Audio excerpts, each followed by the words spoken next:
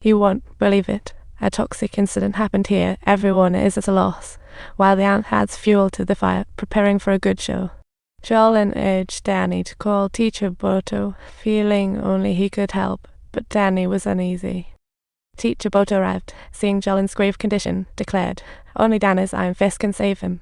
Danny was bewildered. Boto said, "Follow my lead." Danny immediately geared up to show his iron fist. Following Boto's method, he placed his iron fist next to Jolin's arm, focusing to attack the toxins. Jolin screamed, "My teeth are going." The toxins vanished instantly, and Danny fainted from overexertion, while Jolin attempted to extract the ant's blood. The ant got in the car, and slowly surfacing from the water was none other than Hard, who didn't die because he obtained immortality. He crawled out of the fish pond and onto the street, curious about everything around him, as it was his first time leaving the room in 15 years. Spotting his own photo in the company, he paid a heartfelt homage, then called his assistant to take him back home. Ward had just returned home when he heard a familiar voice and saw Hard approaching him with a 5-meter-long knife. Ward was instantly petrified, thinking his father was going to do something bad, but Hard dropped the knife and gave him a big hug. He apologized for being an incompetent father and begged his son for forgiveness, while Ward found his father even scarier now. Meanwhile, Danny woke up, finding himself brought to a school by Jolin, where Boto taught him to control his internal enemy. He wanted Danny to join his team, but Danny had already seen through the illusion and declined. Just as Danny was about to leave with Jolin revealed an earth-shattering truth. They were all members of the Protectors League, hoping Danny would join. Danny exploded with rage. In Danny's eyes, there were no good people in the Protectors League. His parents fell victim to them. Furious, Danny immediately severed ties and later found himself in a room, realizing the company was under surveillance, fueling his hatred for the League. Just as he was about to leave, 2 members of the League blocked his way in the hallway, and at that moment, the bulldogs appeared.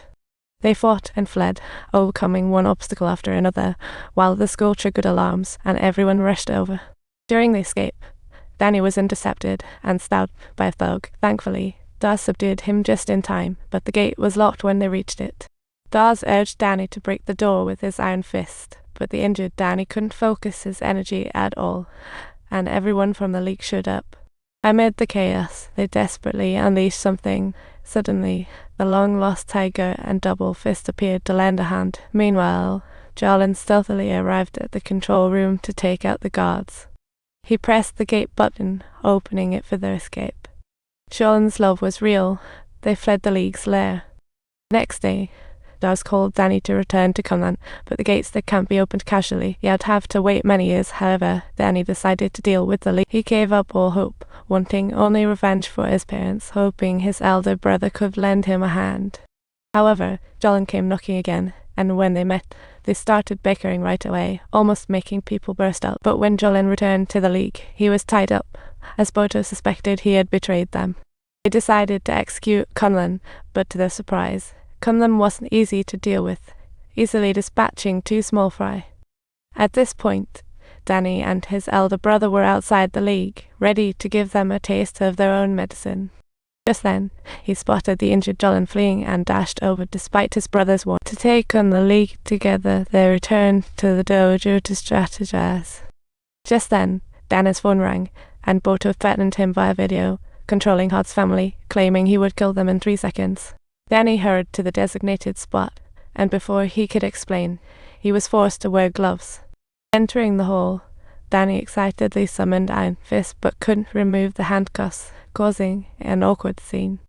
Luckily, his brother and Jolin arrived just in time to ease the awkwardness, and the atmosphere lightened up instantly, with everyone feeling more relaxed.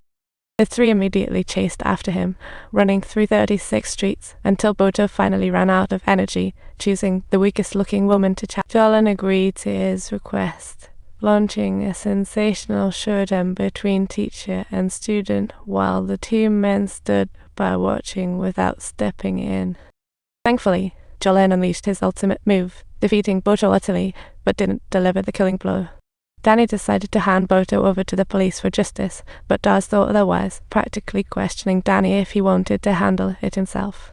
Thus the 2 began to argue and eventually ended up fighting, with Danny mercilessly knocking Daz down. He even summoned his Iron Fist, but thankfully Jolin intervened just in time, calming Danny down, leading the Brotherhood to go the next day.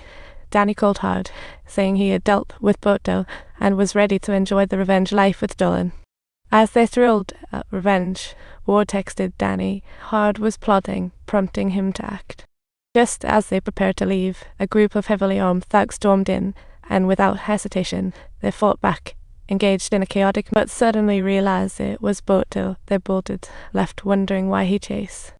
It turned out Hard had returned to run group, tampering with evidence to frame Danny.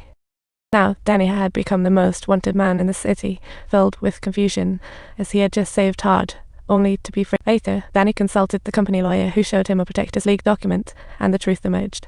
He realized the data was tampered with. The lawyer said he needed originals or backups to clear his name, prompting Danny to risk storming the Protectors League. If you enjoyed our story, don't forget to like and subscribe.